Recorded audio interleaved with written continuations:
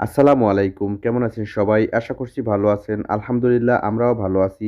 আজকে আমরা আসছি কুয়েতের আবদুলিতে একটা মাজরার মধ্যে। ওয়ালাইকুম আসসালাম। আলহামদুলিল্লাহ ভালো আছেন? কেমনে কেমনে আইলে? তো চলুন দেখা যাক মাজরার মধ্যে কি আছে। আজকে আমরা ভিডিও করতেছি যে এখানকার শশার যে খামারটা এটাকে একটু ভিডিও করতেছি। আর এই বিষয়ে একটু কিছু টুকটাক জেনে নেব। দেখুন, এখানে দেখতেই পাচ্ছেন যে শশা গাছের পাতা কেটে ফেলা হচ্ছে। আসলে নিচ গোড়ার যে পাতাগুলো আছে, ওই পাতাগুলো পুরনো হয়ে গেলে, ও পাতাগুলো পচন ধরলে আসলে এখানে পোকামাকড় হবে। এজন্যই পুরনো পাতাগুলোকে ভেঙে দেওয়া হচ্ছে। আর দেখতে থাকুন মাশাআল্লাহ এরকম সারিবদ্ধভাবে একটা ঘরের মধ্যে, কুয়েতের মধ্যে আসলে এভাবেই চাষ করা হয়। সবজি, শাক এভাবেই চাষ করা হয়। দেখতে থাকুন। আসলে প্রত্যেকটা গাছে মাশাআল্লাহ অনেক শশা ধরে আছে। দেখতেই পাচ্ছেন মাশাআল্লাহ অনেক শশা ধরে আছে। দেখতে পাচ্ছেন এখানে দেখা যাচ্ছে শশা। আসলে সব গাছেই শশা আছে কমবেশি। আ আলহামদুলিল্লাহ।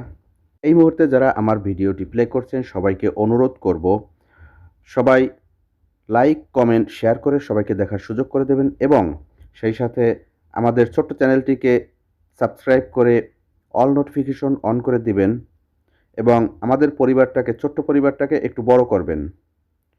তো দেখতে থাকুন। মাশাআল্লাহ এভাবে সুতা বেঁধে, বেঁধে এই সুতার সাথে আসলে গাছগুলাকে উপরে ওঠার ব্যবস্থা করে দেওয়া হচ্ছে। এভাবেই আসলে মাজরার মধ্যে করা হয়। মাজরা শব্দ হচ্ছে আরবি শব্দ আসলে। এটার অর্থ হচ্ছে একটা গ্রিন হাউস। আসলে বাংলায় বলে এটাকে একটা খামার, একটা সবজির খামার। তো দেখুন এভাবে সারিবদ্ধভাবে লাগানো হয়, একদম পরিপাটি করে রাখা হয় সবসময়ের জন্য। আসলে দেখেন কত সুন্দর এতটুকুন গাছের মধ্যে মাশাআল্লাহ কি সুন্দর ফল ধরে আছে এবং ফল ফুলে ভরা। দেখুন এভাবেই আসলে কুয়েতের মধ্যে শাকসবজি চাষ করা হয়। তো সবাই দোয়া করবেন। আমাদের বাংলাদেশী ভাইয়েরা যারা কুয়েতের মধ্যে আছে, সবাই যেন শারীরিকভাবে সুস্থ থাকে এবং সবাই যেন হালাল উপার্জন করে তাদের পরিবারকে খাওয়াতে পারে সেই দোয়া করবেন। দেখুন মাশাআল্লাহ প্রত্যেকটা গাছেই অসংখ্য শশা ধরে আছে।